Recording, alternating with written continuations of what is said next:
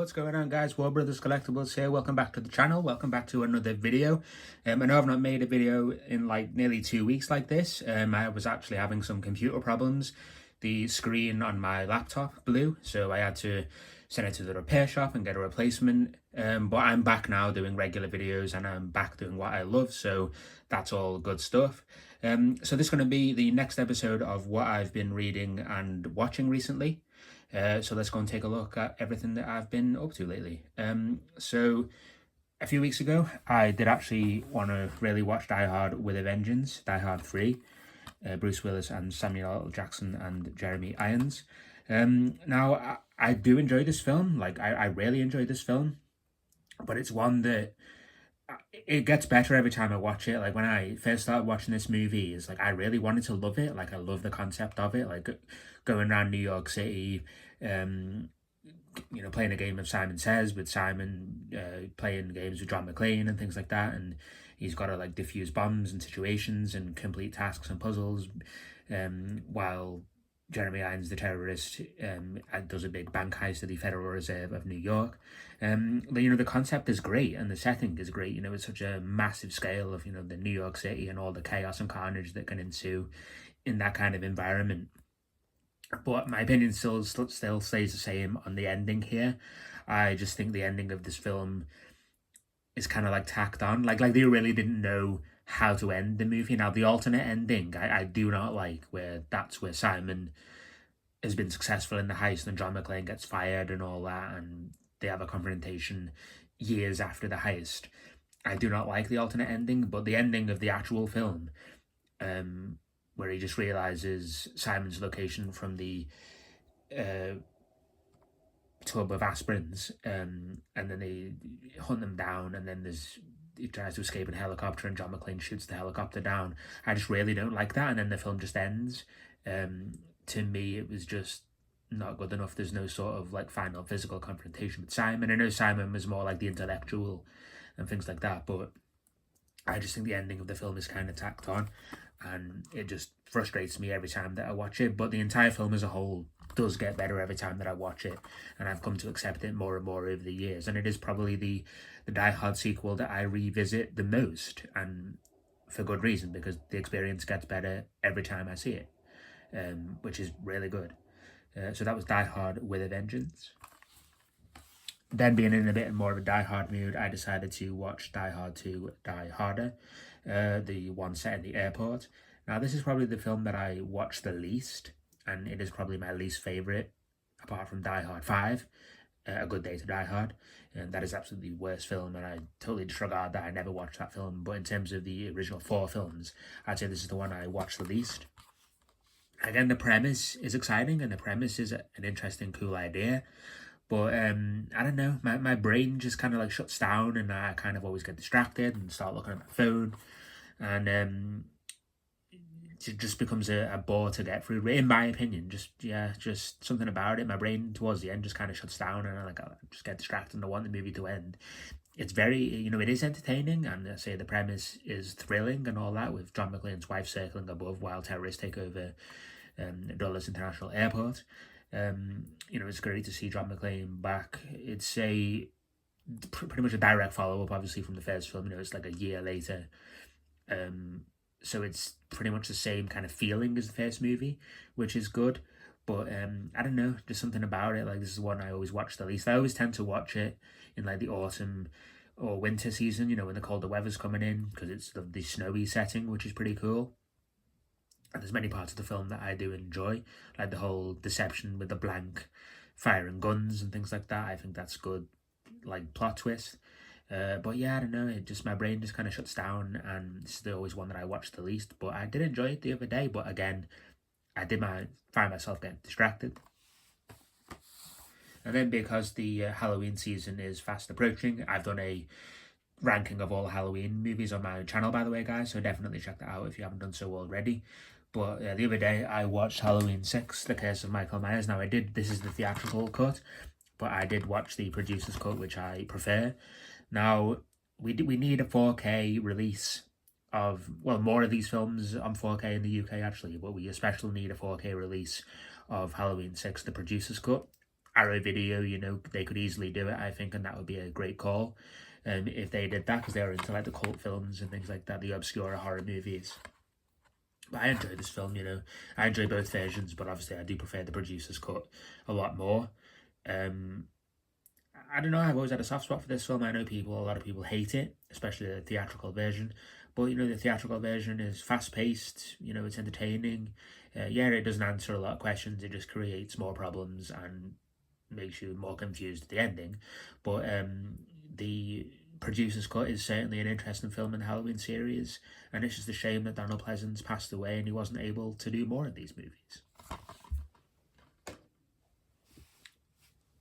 And then it was a tie-up between watching Halloween 3, 4, and 5. I decided to watch Halloween 3, Season of the Witch.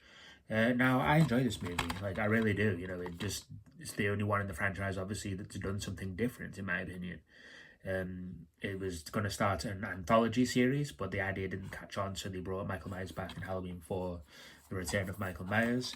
So this film is a standalone piece. I enjoy, you know, John Carpenter is still attached to it, obviously, so it's got those John Carpenter vibes. And, you know, the music's really good. It's a chilling soundtrack. Tom Atkins is really good. He reminds me of Tom Selleck in this film. He really does. Whether it's just a mustache, I don't know, but he kind of looks similar. He does remind me of Tom Selleck. You know, I enjoy the story. I mean, yeah, it's kind of boring and slow in some ways. Like, not really much happens in it, but when it does, you know, the shock value is definitely there, and the suspense is definitely there, especially towards the end. And if you've never give this film a chance, just watch it, guys. Just give it a chance for that obscurity in the Halloween franchise. Halloween 3, Season of the Witch is not that bad, guys. You know, a lot of people hate it and disregard it, but over the years it's gained more respect, as I think rightfully so. It's an interesting film in the Halloween mythology, and you should definitely check it out if you have not done so already. And then in my previous 4K updates, guys, I've told you guys that I've bought Scream, the original trilogy. This is just a paper sleeve that comes with it. It's not even attached, it just hooks onto the thing. I've just kept it. This is the original Scream trilogy on 4K, and about 2 days ago, we did actually watch the first Scream film. Now, the 4K quality didn't blow me away on this one. You know, it was okay. It just looked like a better Blu-ray, I suppose. I believe the Blu-ray is meant to be terrible of the Scream trilogy. I came straight from the DVD, so naturally the 4K is a big step up, of course, anyway, from the standard DVD. You know, it's far superior, of course, but in terms of the 4K, there was nothing really amazing going on. The film grain was there, which was nice, but and it was more detailed, but again, it just didn't really have that wow factor. It was just sort of like, nah, it was good, but nothing special. But I do believe, from what I've read and researched, that Scream 2 and 3 on 4K are much better than Scream 1. And you get all the Blu-rays on this set as well, actually. So I may have to check out the Blu-rays one day to do a comparison. But it's coming up to the Halloween season, so we always love the Scream movies and always try and give them a watch. I'm just not a fan of this box, really. There's nothing really on the box apart from the side. It's just like a cracked glass effect and the Ghostface mask. You know, there's no like back. It's if you don't have this, then not that you really need this, but if you don't have this piece of paper, it is literally just a box until you do that.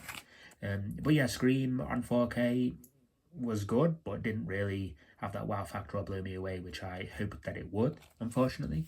But I do look forward to watching Scream 2 and 3. So that's everything pretty much for what I've been watching lately, guys. We are still working our way through Buffy the Vampire Slayer. Pretty much nearly finished season 6. We're like more than halfway through. And we've started season 3 of Angel, which I'm getting really into again. Season 2, halfway through, was just kind of dragging on a little bit, and I was getting kind of bored, but the finale of season 2 was really good, and then season 3, I'm really getting back into it again, and I'm really enjoying season 3 of Angel, and we will continue to watch that until we finished the entire series. And then just in terms of what I've been reading, I did try and start reading The American West, but it just wasn't the right time to pick up that book. I was too distracted, wanting to read other things and just couldn't really get into it. It's one that I will read, of course, but it just wasn't the right time. So I decided to pick up Stephen King's The Shining. Now, I've never read this book before. It's quite a big book, but that's as much as I've read so far. The writing is kind of small, so it does take me a little bit more time to read this book, or books like this, should I say. Obviously, I'm a big fan of the Stanley Kubrick, the film of The Shining. I understand that the book is a lot different, but so far, the opening 3 or 4 chapters is pretty much, well, let's just say the film is pretty much like the book at this point. I know the book goes more into and focuses more on the character of Danny, of course, the little boy, whereas the film seems to focus more on Jack, Jack Nicholson, Jack Torrance. And I do love the film of The Shining, although Stephen King is not really a fan of that adaptation. But I can't wait to see the differences between the film. I'm really into it. It is kind of hard to, you've got to really focus when he starts talking about Danny's shining ability and the character of Tony. You've got to really focus on that to understand what's actually happening, for me anyway. But so far, The Shining, I'm really enjoying it, and I cannot wait to carry on reading it and see what it has to offer, because I say the film is one of my favourite movies of all time, especially one of my favourite horror films.